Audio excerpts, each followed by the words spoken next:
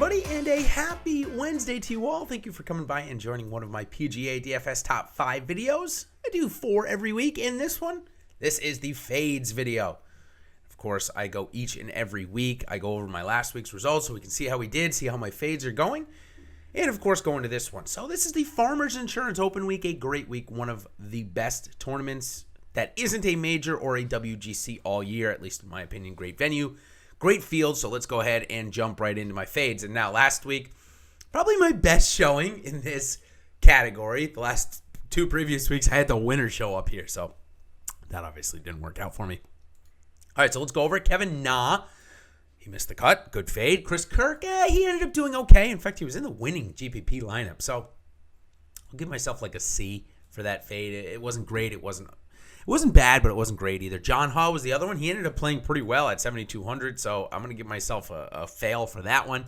Cameron Tringale, though, he came in like last or second to last, so maybe that was a pretty good fade. And Russell Henley, finally, rang the register as he missed the cut here. So let's go ahead and see if we can go. I'm going to give myself a 3 for 5, maybe a 3.5 for 5 there. Not bad. Pretty good result in the fades. Listen, fades, I'm not going to get all of them right. I know that, but we're going to do our best here. So the first one I'm going to go with is Xander Schauffele. And it's just, I don't want to call him a perennial fade because there are times when I certainly am overweight Xander. But I'm not going to be overweight Xander at 10,400, coming in at 30% owned. Wow. I'm just not going to be overweight. This is important to bring up here. You know, I'll probably have something like 15, maybe 18%. So I'm still going to have some. So if I end up, winning a GPP or something like that with him in my lineup, don't be too mad at me. I'm letting you know I'm probably going to have a decent amount of him, but certainly not 30%.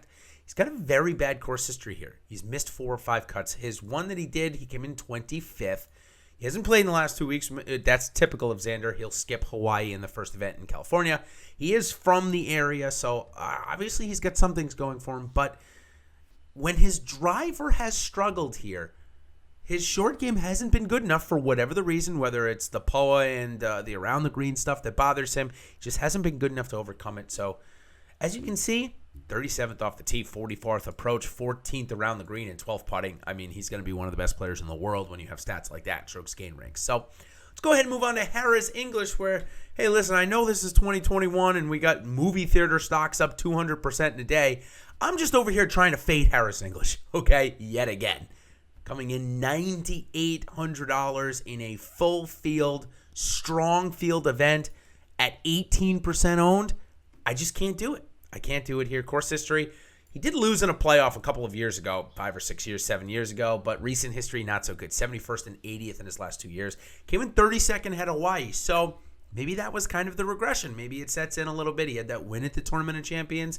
Maybe we see just a little bit of period of, instead of him being 9,800 and 16% owned, he ends up back where I believe he should be in the high 7s, low 8s, as a good value play each week.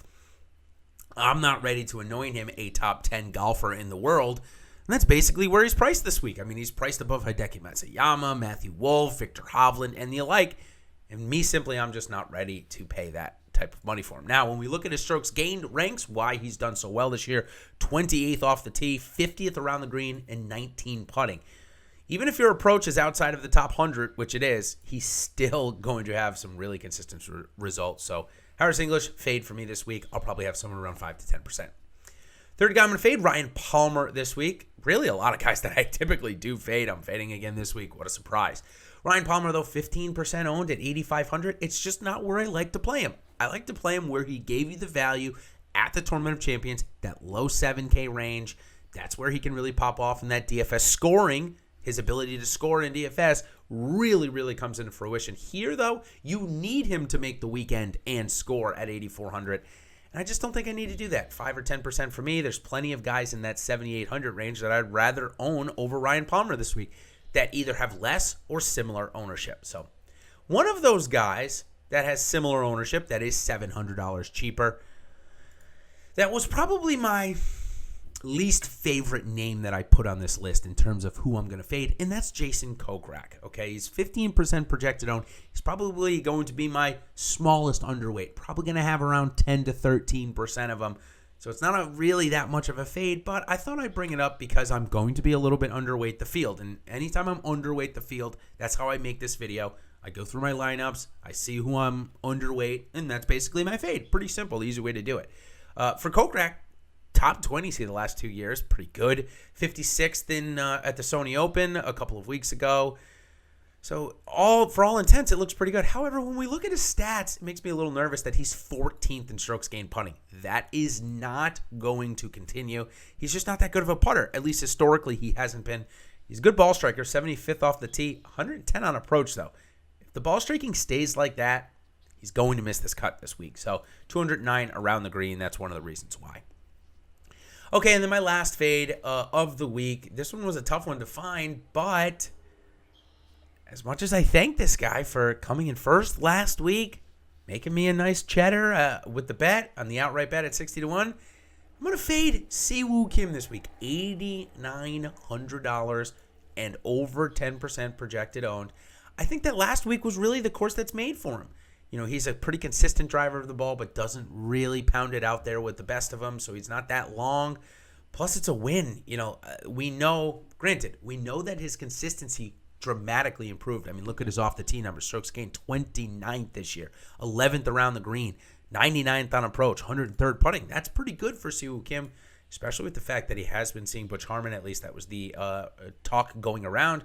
So I think it's just more of the fact that I don't think a golfer, especially going from a semi-strong field to a strong field, can win back-to-back weeks. Now, could he have a good week? He certainly could. But I think that you've got guys like Adam Scott that are cheaper than him, even Jason Day, for that matter, cheaper than him this week. So if Siwoo Kim was in the high sevens, which, of course, they wouldn't put a winner unless it was a random winner in the high sevens, but that's why. So Siwoo Kim, 8,900 is going to be my fade. So, yeah, that's going to do it for my top 5 PGA DFS fades for the week. Xander, Schauffele, Harris English, Ryan Promo, Jason Kokrak, Siwoo Kim. Line one of them up for a win because that's how it's been going, although I at least broke that streak here last week. So thank you all for joining. Upcoming next is my PGA DFS top 5 bets for the week.